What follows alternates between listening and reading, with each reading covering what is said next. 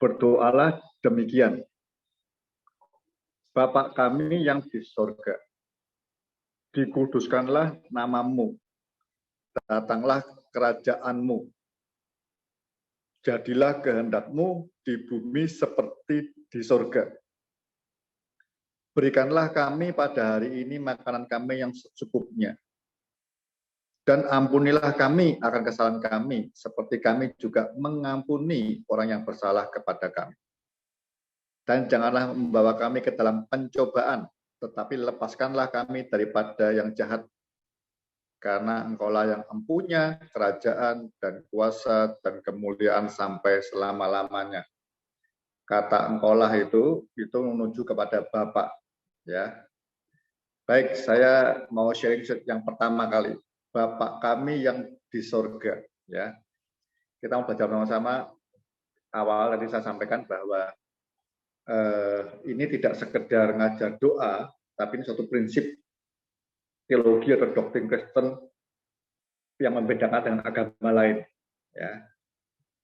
Jadi yang pertama kali Allah kita itu, kalau Allahnya orang Kristen disebut Bapak, Bapak kami, Bapak dari banyak orang. Ya.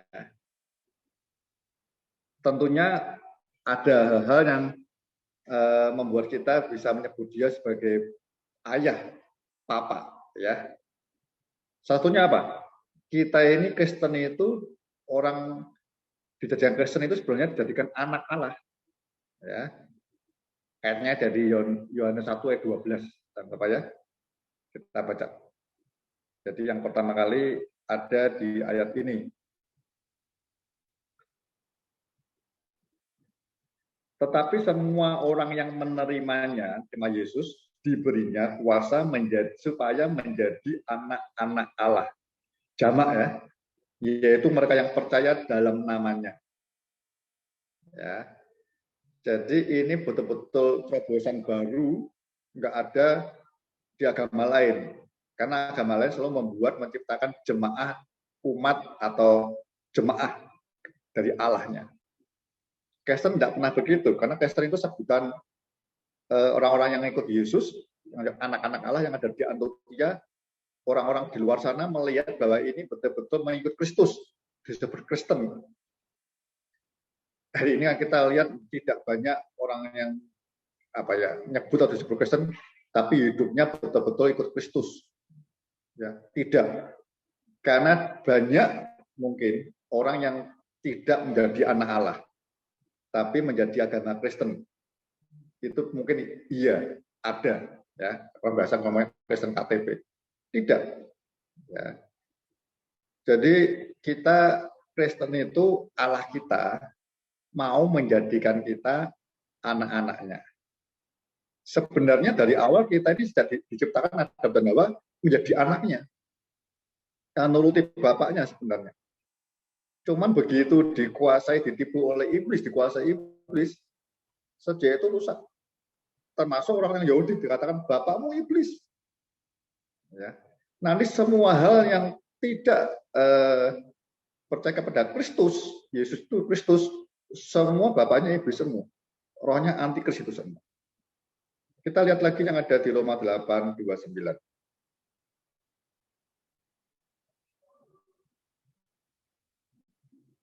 Sebab semua orang banyak yang dipilihnya dari semula, mereka juga ditentukannya dari semula untuk menjadi serupa dengan gambaran anaknya. Supaya ia, anaknya itu Yesus, ya, menjadi yang sulung di antara banyak saudara. Ya. Kata yang sulung itu penting. Ya. Yesus itu anak Allah yang sulung. Ya. Nah, diharapkannya semua anak-anak Bapak yang lain mengikuti Kristus semua. Semua jadi seperti Kristus. Ya. Kita menjadi seperti Kristus. Ya. Jadi kita yang pertama kali ngerti Bapak kami, Allah kita itu sebenarnya mau setiap kita tidak hanya jadi orang Kristen secara KTP, tapi mau jadi anak-anaknya. Ya. Menjadi anak-anaknya diberi hak otoritas. Bagaimana tadi Yohanes 12? Kalau kita percaya dan menerima Kristus ya sebagai benar-benar utusan Allah. Kalau Anda yang saya bagikan tadi siang ya, di Yohanes pasal 5, itu salah satu sebenarnya surat Yohanes itu ya, baik Injil Yohanes maupun Yohanes 1, 2 dan 3 itu banyak jelasan tentang Bapa. Ya. Dia meminta Filipus, tunjukkan Bapa itu. Jawabnya Yesus apa? Masakan kau nggak bisa lihat Bapa dalam hidupku? Karena Bapa dan aku satu. Anda lihat di Yohanes pasal 5 itu jelas sekali. Nyata. Yesus itu seperti cerminan Bapa. Yesus datang, aku ini diutus Bapa. Aku mengerjakan, aku melayani semua hal yang Bapa lakukan, beri contoh kepada diriku. Ya. Yesus semua ini utusan Allah. Anak Allah yang sulung. Demikian besar kasih Allah dunia ini diberikan anaknya supaya semua selamat, ya, direbut kembali dari bapak palsu iblis yang ingin menguasai setiap kita. Ini penting, saudara, ya. Jadi Allah kita, bapak kita, ayah kita tuh punya banyak anak, tidak hanya Abraham. Bapak kita. Ini konsep yang penting sekali. Tadi kalau boleh jawab omongannya Pak Andi ya, jawabannya Pak Andi ya. Kalau kita itu ngerti anak Allah, semua jemaat itu ya, Tubuh Kristus itu persekutuan anak-anak Allah ada di situ. Sama, ini kita datang ini hormati Bapak ya, lewat Kristus Yesus tentunya ibadah itu ya. Jadi kita semua itu lewati dalam satu gereja itu artinya persekutuan anak-anak Allah, terang semua. Jadi Anda yang terbiasa dan saya terbiasa dengan Bapak kita, makanya bahasanya tadi bukan sekedar ngobrol ya. Tapi ada rasa apa ya, ngobrolnya nggak perlu hormat karena Allah itu Bapak itu yang Allah itu menentukan hidup mati orang. Anda lihat yang di pasal 5 ya, Bapak membangkitkan orang mati dan menghidupkannya, ya. Bapak harus dihormati di pasal 5 ayat 22, harus dihormati. Bapak itu sumber hidup. Bapak tidak mungkin Anda bisa nempel yang lebih banyak. Bapak itu yang menyerahkan penghakiman kepada anak Kristus. Bapak mengutus anaknya, harus dihormati. Nah, sikap hormat ini yang memang apa ya kaitannya Yesus itu dengan Bapak satu ya. Dengan cara Yesus mengerjakan sesuatu itu menunjukkan Bapak di surga. Ya. Bapak kita itu penuh kasih tapi dia tetap Allah yang menciptakan. Ini memang pemahamannya harus clear betul ya. Kalau kita anak, misalnya gini, saya senang kemarin Jokowi mengunjungi Solo dia beberapa hari yang lalu gitu ya. Jalan bareng sama Gibran, gitu ya. Tapi wartawan heran, Gibran itu menjaga tata tertib protokolnya dilakukan ya. Makan ya dia, misalkan Pak Jokowi dulu, loh kamu kan anaknya, dia bilang tidak bisa. Saya tuh begitu jadi wali kota, ya, saya ada di bawah pimpinan Pak Jokowi, itu pimpinan saya. Jadi semua ada protokolernya. Ya. Jadi saya tidak bisa apa-apa nelpon dia santai makan ngobrol sampai cekak cekiki meluk dia, tidak bisa. Demi apa? Demi menghormati Bapak. Saya rasa kalau orang Timur ngerti ini ya. Kita menghormati Bapakmu, kalau Bapak kita raja, nanti kita tahu dia yang mempunyai kerajaan, dia raja sesungguhnya. Dia Tuhan, kuasa dan kemuliaan selama-lamanya kekal. Jadi ada rasa hormatnya, takutnya, kasihnya. Ya, hal seperti itu yang apa ya, kita jadi anak Allah kan hidup dengan benar. Ya, tapi harusnya kita tahu Yesus itu nanti kita jadi anak Allah juga sama. Kita diberi kuasa, kita diberi rohnya, kita diberi firman, kita dididik sempurna. Anak-anak harus seperti Bapak yang sempurna. Lihat ya hati Bapak seperti apa. Kita lihat di Matius 5:48.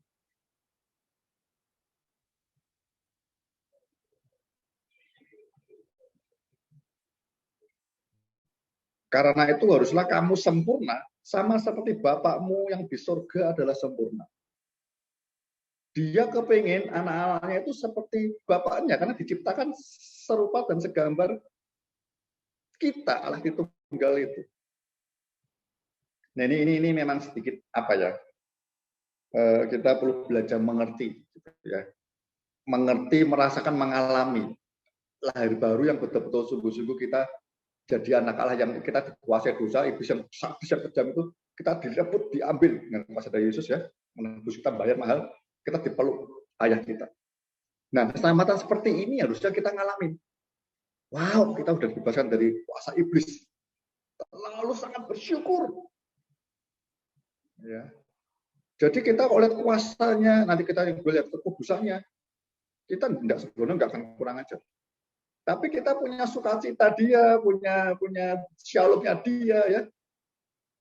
Apa hal-hal kajian surga itu ya, Bapak Muasa itu nanti di sana ada apa kebenaran, ada kuasa, ada sukacita, damai sejahtera oleh Roh Kudus. Nikmati semua Roh Allah yang menerima ada Roh Kudus untuk membawa kita makin hari sempurna seperti Bapa dan dewasa seperti Kristus orang lihat. Ya, baik, nanti kita lebih lanjut ya. Berikutnya kita akan lihat di yang revolusioner ya, Yohanes 3 ayat 23 saya baca ini. Kalau kita ngerti konsep ini. Tetapi saatnya akan datang dan sudah tiba sekarang bahwa penyembah-penyembah benar akan menyembah Bapa dalam roh dan kebenaran. Sebab Bapa menghendaki penyembah-penyembah demikian. Ya. Jadi tidak terbatas di gedung gereja saja. Sikap ini kita bawa karena kita ngerti Bapa itu kepingin menyerahkan segalanya kepada kita. Kalau kita sudah siap dewasa matang seperti Kristus. Jadi kita belajar anak berjalan didampingi dengan Roh Kudus, dengan Bapa melihat dari surga, lihat terus. Ya. Nah, menyembah. Menghormatinya dengan menyembah. Ya. Menyembah tersungkur. Kata worship ini kalau Anda lihat di perjanjian lama, yaitu hanya digunakan untuk Tuhan. Ya. Kalau di perjanjian baru, Kaisar Romawi yang anggap dirinya Allah, ya, minta disembah juga manusia-manusia ini. Tapi sesungguhnya hanya ditujukan kepada Sang Pencipta yang baik, kepada Bapakmu. Jadi sikap hormat yang mengasihi dia, yang segan, yang tahu memuliakan Tuhan itu, menguduskan Tuhan itu ya, itu bawa kemana-mana. Jadi takutnya bukan takut dia kejam, hukum kita tidak. Ya. Walaupun nanti dia adil, gitu ya, pengadilan penghakiman serahkan pada Kristus. Walaupun seperti itu nantinya, saudara. Ya. Tidak menyembah tinjau perempuan Samaria. Di gunung, orang Samaria menyembah di gunung Gerizim, dan orang Yahudi menyembah di Yerusalem, bait Allah. Itu ya silahkan, tapi lebih dari itu, menyembah dalam roh dan kebenaran. Rohnya Roh Kudus. Roh Kudus karena kita waktu terima Yesus ada Roh Kudus hidup kita. Begitu Roh Kudus, kita akan dituntut lewat firman Tuhan, ya, nyembah dimanapun, kapanpun. Di gereja oke, dimanapun oke. Ya, nyembah itu sesuatu yang kalau orang-orang Yahudi ngerti lah. Nyembah itu sesuatu yang ada ucapan kagumnya, ada doa syukurnya dan sebagainya. Nggak ada minta-minta, nggak ada. Ya. Dan dalam kebenaran. Nanti saya bahas kalau kaitan dengan keputusan penting itu kebenaran. Karena kebenaran itu bisa menguduskan kita. Ya. Jadi nanti konteksnya kalau anak-anak itu dosa, kita akan harus menolong kita sebelum ketemu bapaknya. Ya. Kita mesti cepat minta ampun dosa dulu. Tuhan layakkan aku. Supaya Bapak bisa memeluk kita. Karena itu kudus. Ya, saudara. Yang berikutnya, ada beberapa hal ya. Kaitan dengan itu, Bapak itu menyediakan segalanya. Anda lihat Matius 6 ya. Saya nggak baca agak cepat ya. Manusia yang lain yang tidak mengenal Allah itu mereka memerlukan selalu pikirannya hanya makanan, minuman, pakaian, makanan, minuman, pakaian, makanan, minuman, pakaian. Kerja hanya untuk itu terus. Tapi dia hidup itu lebih penting. Bapak itu yang penting keselamatan dari dia yang kekal itu kita nikmati dulu. Nanti urusan makanan, minuman, pakaian, dia mau apa? Aku itu tahu kebutuhanmu seperti itu. Pasti dicukupi karena Bapak itu bertanggung jawab punya anak, pasti dia bertanggung jawab kerja kalau Bapak di dunia sebenarnya. Memberi makan supaya anaknya bisa hidup. Tidak sekedar makan toh. makan dididik gitu ya. Bahkan kalau Anda lihat di Ibrani 12 ya, ayat yang ke-7 kalau nggak salah, sampai dihajar. Dicukupin segalanya. Pokoknya kita ini punya orang punya jobnya Tuhan, cukupin semuanya ya. Termasuk kalau penting dididik. Ya. Ibrani 12 ayat 7. Mungkin ayatnya mulai ayat 6 lah. Karena Tuhan mengajar orang yang dikasihinya, ayat 12 ya. Dan ia menyasar orang yang diakuinya sebagai anak. Jika kamu harus menanggung ganjaran, Allah memperlakukan kamu seperti anak. Di manakah terdapat anak yang tidak dihajar oleh ayahnya? Jawabnya tidak ada kalau ayah mengasihi. Ya, kalau tidak anaknya terhilang. Tetapi jika kamu bebas dari ganjaran yang harus diderita setiap orang, maka kamu bukanlah anak, tetapi anak-anak gampang. Bahasanya ini maksudnya anak haram. Selanjutnya dari ayah kita yang sebenarnya kita beroleh ganjaran dan mereka kita hormati, anak yang ngerti ya. Kalau demikian bukankah kita harus lebih taat kepada Bapak segala roh supaya kita boleh hidup? Sebab mereka Bapak di dunia ini yang mereka itu mendidik kita dalam waktunya pendek sesuai dengan apa yang mereka anggap baik. Tetapi dia Bapak menghajar kita untuk kebaikan kita supaya kita beroleh kebahagiaan dalam kekudusannya. Memang tiap-tiap ganjaran pada waktu yang diberikan tidak mendatangkan sukacita, tetapi duka cita. Tetapi kemudian, kalau dari Bapak ya, bukan dari iblis ya, kemudian ia menghasilkan buah kebenaran yang memberikan damai kepada mereka yang dilatih olehnya. Ada dihajar, ada dididik, ada dilatih. Bapak seperti itu, ngasih makan, ngasih minum, ngasih pakaian itu bukan untuk kita robot. Atau kita kayak binatang, kasih makan selesai. Enggak, tapi dididik karena Bapak kepingin anaknya sempurna. Supaya dunia bisa melihat. Ya. Lihat, kalau Anda lihat di 17, ini baca semua kan lebih ngerti. Anak-anaknya ini harus mencerminkan kemuliaan Bapa. Bahkan pelayan Yesus, mereka berdua bersatu. Roh Kudus ya. Terpancar dengan kesatuan mereka.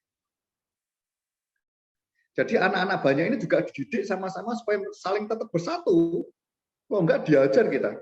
Ini saudaramu, ini adikmu, kakakmu. Bersatu saling menerima.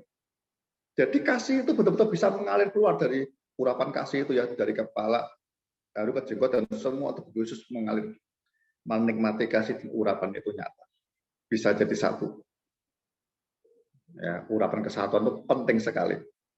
Nah ini kan dipecah belah. Nah, konsep ini ngerti ya, tadi Pak disampaikan pertanyaannya.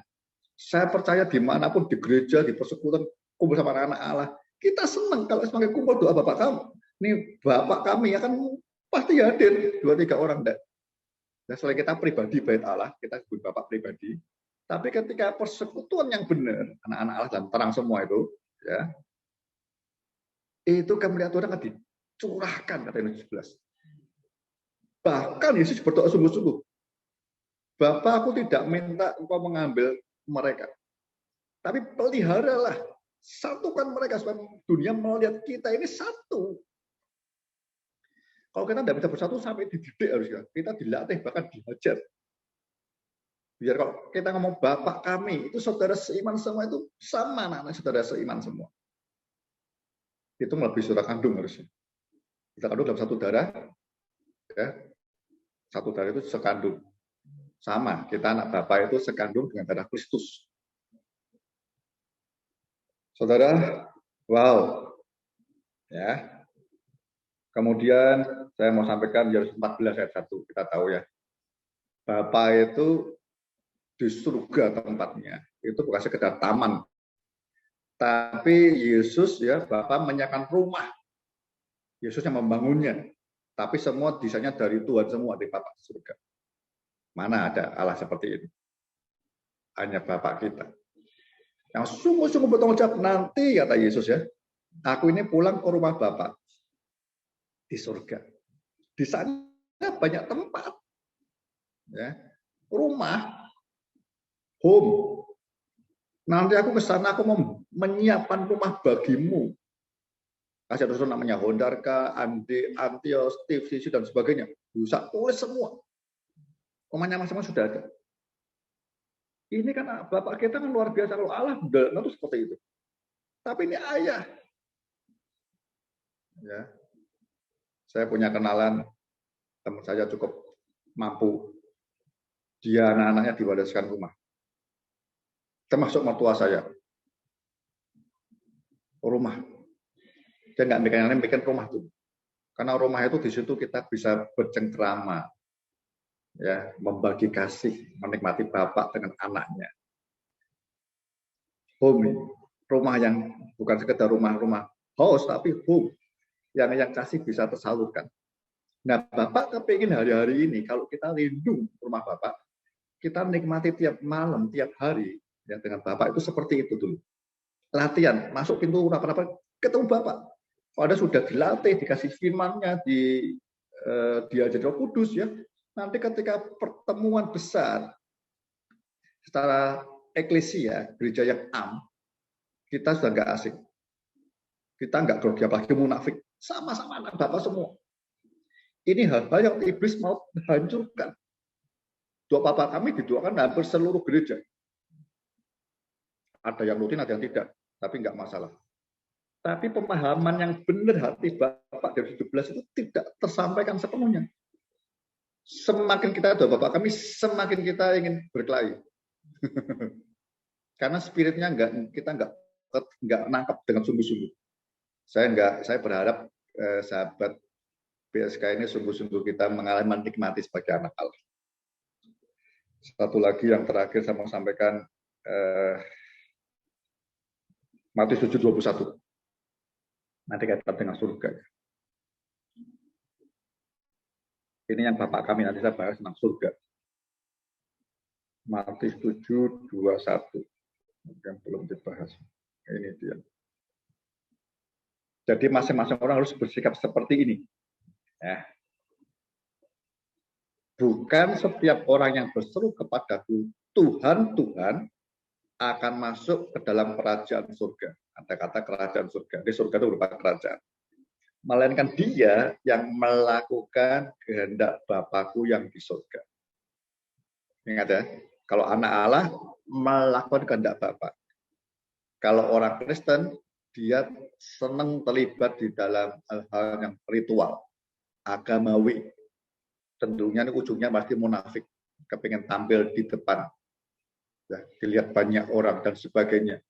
Nah, atribut yang dipentingkan, ya. Tapi jangan bilang itu liturgi ritual nggak penting. Tapi nanti dasarnya orang-orang yang sudah jadi anak-anak Allah bersekutu dengan benar. Ada kemerdekaan dalam roh dan kemerdekaan. Tetap tertib. Tapi roh kita, spirit kita terbuka. Merdeka penuh, Bapak. Ini persekutuan-persekutuannya akan terjadi betul. Menikmati kuasa Allah. Ini ayat 22. Pada hari terakhir banyak orang akan berseru kepadaku, Tuhan, Tuhan, bukankah kami bernubuat demi namamu, dan mengusir setan demi namamu, dan mengadakan banyak mujizat demi namamu juga. Kalau orang agamawi, mengukurnya pertumbuhan rohaninya itu dengan pelayanan. Pelayanan iya harus, saya percaya di Efesus 4:16 ya. Orang bisa bertumbuh rohaninya itu dalam tubuh Kristus, dalam pelayanan tubuh Kristus. Tapi dia tahu dulu, awalnya lahir baru sebagai anak Allah. Jadi pertumbuhannya bukan diukur dari banyaknya orang dimenangkan itu ya, mengusir setan ya, mengusir ya. Tapi tidak hanya itu. Ini ada relationship yang benar anak dan bapak, itu bukan agamawi. Anda tahu, Anda sebagai anak, naik sebagai hamba, naik sebagai sahabat, dan memulai itu sesuatu yang inner, tapi Anda bertindak, bergerak sesuai dengan firman yang dijadikan hidupmu. Nanti Anda kan tahu apa artinya menyangkal diri, memikul ikut Yesus, apa artinya. Dalam rangka melakukan kehendak Bapak, inilah kita harus menyangkal diri, terus pikul salib, baru bisa ikut kehendak Bapak, ikut Yesus. Orang agama ini terjebak dalam pelayanan tok titik. Ya, ansih titik. Banyak orang putihnya kuasa luar biasa, tapi susah saling menerima, tidak bisa. Nanti takutnya nyala engkau dari depan.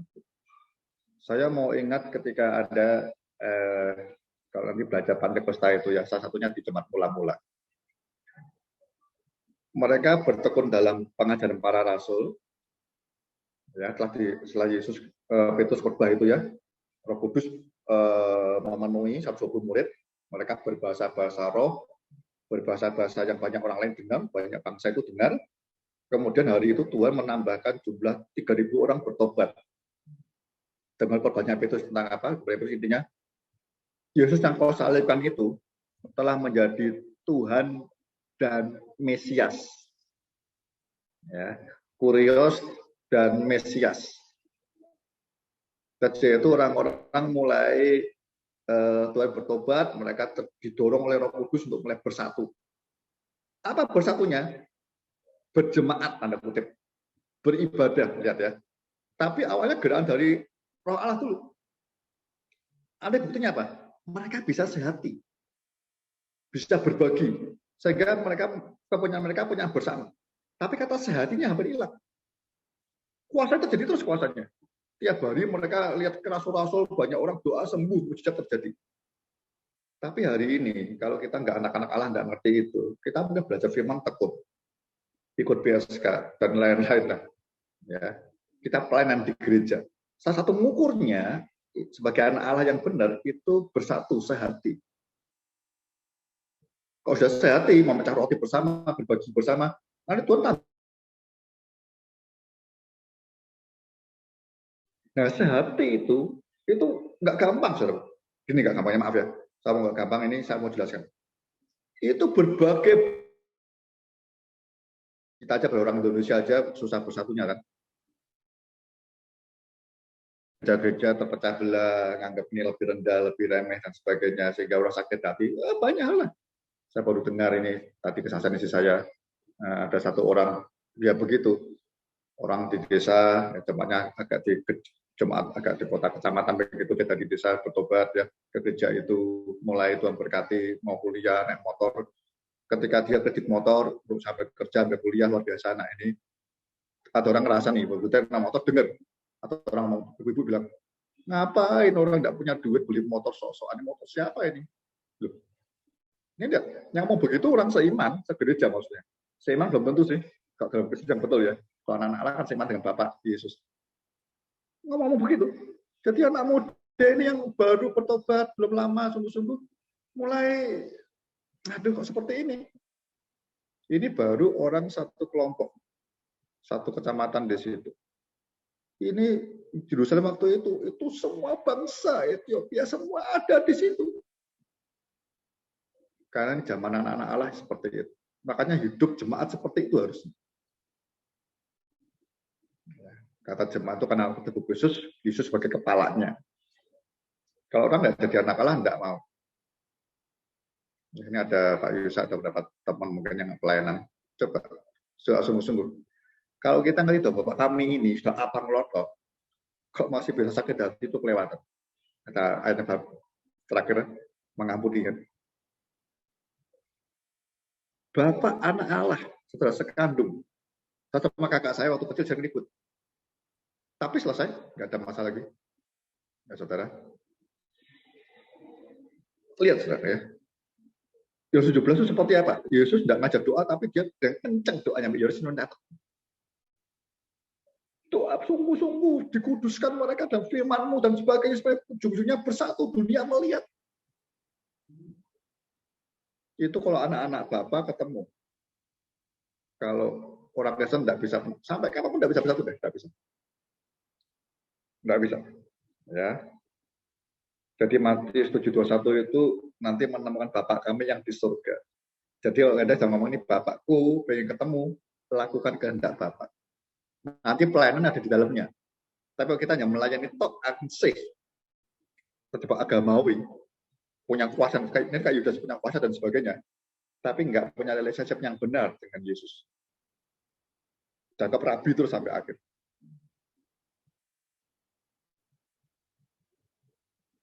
Yang berikutnya saya mau cerita Bapak kami itu tempatnya di surga. Ini penting. Jadi Bapak bukan gentayangan. Iya, dia rohnya maha hadir. Tapi ada satu tempat khusus berupa kerajaan, tahtanya ada di situ. Dan dia melihat itu, sehingga sana ya orang tua berambut putih berkilau terang sekali. Yesus bilang, Bapak nggak ada orang lihat, Bapak hanya dia. Yang nemui Abraham, yang nemui Musa itu sebenarnya Yesus semua. Surga tempatnya. Ini penting sekali, saudara. Penting. Baru aja kita peringati ya. Kita memperingati Yesus naik ke surga. Yesus setelah selesai semua, ya, dia membawa muridnya ke Bukit Zaitun, kata Paulus, 500 orang yang melihat, dia naik, dikatakan. Yesus naik ke surga, duduk sebelah kanan Allah Bapa. Di Markus 16 yang begitu. Yesus naik ke surga. Itu suatu tempat khusus. Artinya apa? Dia mau setiap Anda dan saya nanti anak-anaknya, anak Bapak tinggal bersama dengan dia. Lihat di aja juga ada. Elia itu diangkat naik ke surga. Jadi naik semua ke tempat di atas. Ya atasnya sempurna kan. Bumi yang bulat ada di sini, di situ lihatnya atas semua. Surga itu tempatnya penuh kemuliaan, kuasa dan kemuliaan, kerajaan, kuasa dan kemuliaan. Di surga, ini akan tempat. Saudaraku, yang berikutnya surga itu Anda lihat di Yesaya, di Wahyu ada, Wahyu 5 dari Yesaya ya. Yesaya melihat, Wahyu juga melihat, Yohanes melihat, tempatnya kudus, semua orang nanya kudus, kudus, kudus, suci, suci, suci. Makanya nanti yang kedua kalimatnya, dikuduskanlah namamu. Kalau kita anak Allah, itu Bapak kita mesti kepingin tinggal bersama dengan dia. Kalau dia tinggal di kerajaan surga yang penuh kekudusan, full, dosa nggak ada, kita mesti kepingin hidup kudus. Jadi yang kedua itu kalau kita nggak kepingin masuk surga, yang bentuknya kerajaan, kuasa, kemuliaan atau kekudusan itu, hidup kita ya begini terus. Masuk surga kepingin lah masuk surga. Nggak ada orang yang nggak mau masuk surga. Surga neraka, surga masih. Tapi persoalannya kalau kita mau masuk surga, hidup kita mungkin menunjukkan sempurna seperti Bapa di surga sempurna. Kudus penuh kemuliaan itu. Tanpa kudusan nggak bisa melihat Allah. Surga itu banyak suci, suci, suci, saudara. Itu surga. Yang bisa masuk yang melakukan kehendak Bapa. Karena melakukan kehendak Bapa itu artinya kita disucikan, dikuduskan. Baik secara status ya, de jure maupun de facto-nya. Pengurusan certification yang progresif. Kita dosa pasti pengen cepat bertobat, malu, jijik, karena kita mau tinggal di surga. Di Tesalonika lebih jelas ya, Paulus ngomong apa? Nanti satu saat ya, kalau Anda tahu akhir zaman ya, belajar tentang akhir zaman ya. Setelah selesai ya, tandanya zaman selesai semua, manusia tergenapi semua, nanti Yesus turun di awan-awan. Belum datang kedua kali, belum. Masih di awan-awan. Kita lihat di Tesalonika ya. Nanti orang-orang yang mati dibangkitkan dulu, naik. Itu namanya orang yang butuh rapture. Dan kita yang masih hidup akan ikut naik bersama. Yesus dibawa ke surga. Itu harus menjadi kerinduan yang paling utama dari setiap orang yang menjadi anak-anak Allah. Jadi kita betul disebut Kristen karena kita mengikuti Kristus kakak sulung kita. Dan banyak saudara. Kudus tempatnya. Surga nggak ada kasih, lihat baik. Selalu orang dari surga suci. Kudus. Tersungkur semua dalam betul. Saudara kalau ngerti ini ya, nanti kita betul nikmati anak Allah yang benar seperti apa. Jadi doa Bapak ini betul-betul merevolusioner hidup saya. Dia mencukupi hidup kita. Ya Yabes, doa Yabes yang terkenal banyak enggak. Ini doa Bapak yang pada nanti kita belajar satu ya. Ini akan menjaga bagaimana hubungan yang benar kita dengan Bapak kita, dengan Allah kita sebagai kita. Yang kedua, bagaimana hubungan kita dengan sesama, dengan materi yang ada, ya, sumber makanan nanti. Sampai hubungan kita dengan setan seperti apa. Lepaskan akal ini menjadi paling jahat. Hati-hati. yang kumpul sama setan. Ini sesuatu kita ngerti ini, saya percaya kita akan di revolusioner supaya kita progresif. Saya ingat seperti jamaat mula-mula, seperti zaman-zamannya Martin Luther awal ya, dari reformasi ada Calvin itu bergerak luar biasa. Pentakosta di Azusa itu yang terus bekerja terus. Di Wales ada kalau lihat kakak-kakak luar biasa. Kalau dibaca lama dalam ini Niwe semua kan. Tapi ujungnya apinya nggak akan terus. Ya. Karena masing-masing orang tidak menyadari sepenuhnya kita ini Yesus itu mau menjadikan kita anak-anak Bapa. Kalau kita tetap bersatu, kemuliaannya akan bergerak terus, kata Ibu 17. Tapi karena kita nggak bisa bersatu, ya kemuliaannya parsial. Tapi akhir zaman saya percaya akan menyatukan. Ya. Dengan apa? Menyatukan. Dengan perang dan banyak hal termasuk aniaya itu akan membuat tubuh Kristus yang akan terbentuk terjadi. Ya. Bapak kami yang di surga. Nanti sana rumahnya banyak tempat, dia akan menyiapkan banyak tempat tinggal. Jadi kita kalau nggak bisa saling terima gimana? Sama tetangga kita kan tidak bisa apa-apa. Berkelahi terus nggak bisa. Ya. Yang terakhir surga itu penting nih, saya kasih di Wahyu 21. Yang terakhir yang anak surga ya. Ayat 4 atau ayat 5 ya. Ayat 4.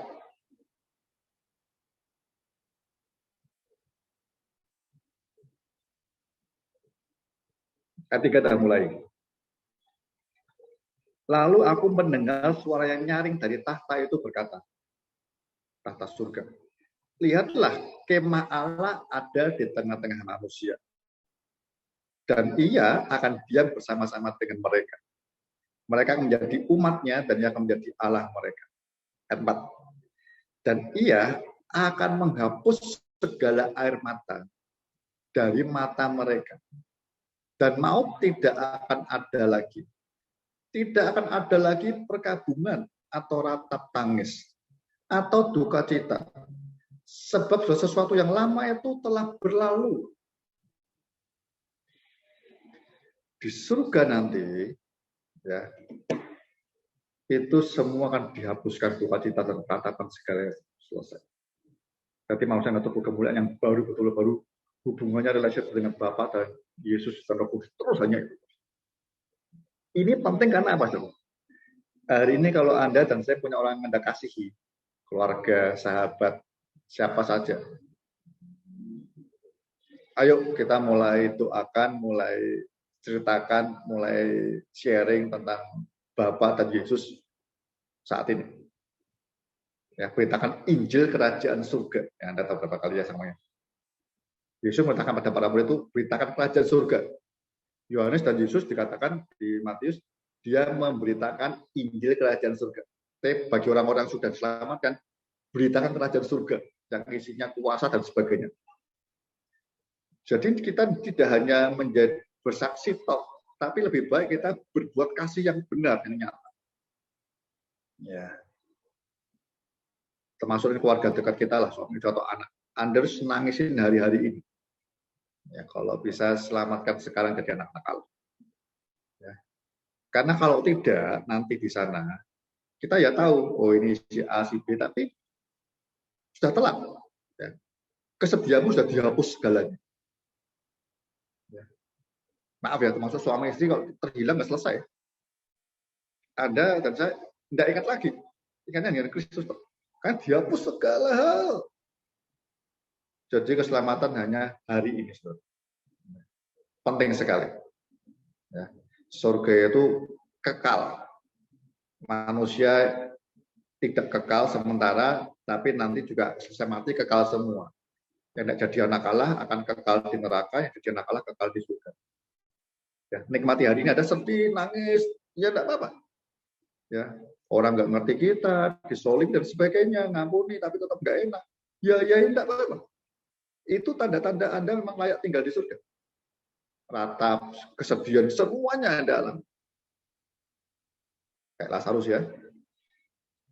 Lazarus dan orang kaya. Abraham bilang apa? Hai pada orang kaya, hai engkau orang kaya yang selama di bumi telah menikmati segalanya, hari ini engkau seperti ini. Sebaliknya, Lazarus nggak nikmati apa-apa, hari ini kau menikmati Lazarus. Ya. Jadi kalau Anda sedih, banyak hal yang buat Anda air mata berjusur, nggak masalah. Tetap bertahan, minta Roh Kudus tolong. Kerjakan kehendak Bapamu terus. Minta kasih mengasihi semua orang yang menyakiti Anda. Nanti kita baca yang ayat terakhir. Mengampuni penting. Demi mereka jadi anak-anak Allah. Mungkin saya berhenti dulu di sini. Ya, nanti mungkin Q&A bisa membawa kita lebih jelas ya, atau melengkapi yang lain. Baik, terima kasih. Kita mengakhiri ya. Silakan kalau ada yang mau langsung aja mau bertanya untuk menghemat waktu, saya persilahkan.